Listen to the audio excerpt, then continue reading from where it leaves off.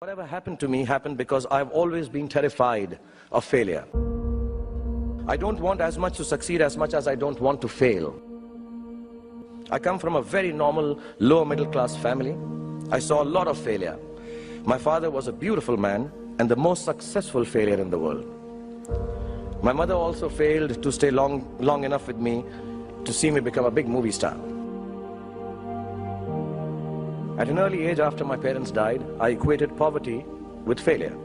I just didn't want to be poor. So when I got a chance to act in films, it wasn't out of any creative desire. It was purely out of the fear of failure and poverty. Most of the films I signed were discards of better-known actors, and the producers could not find anyone else to do them.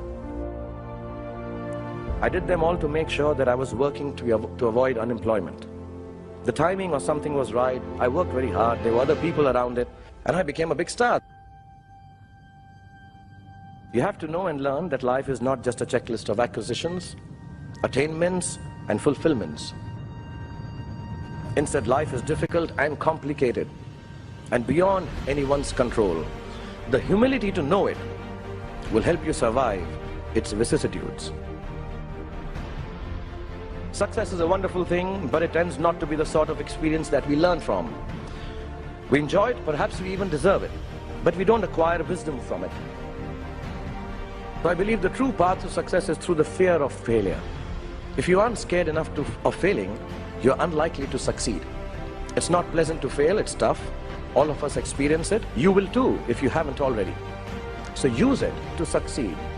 It is your response to failure that actually helps to buffer the reverses that you experience. Repeated failure has taught me to stop pretending I'm someone else. It's given me the clarity to stick to things that really matter to me instead of distracting me from my core.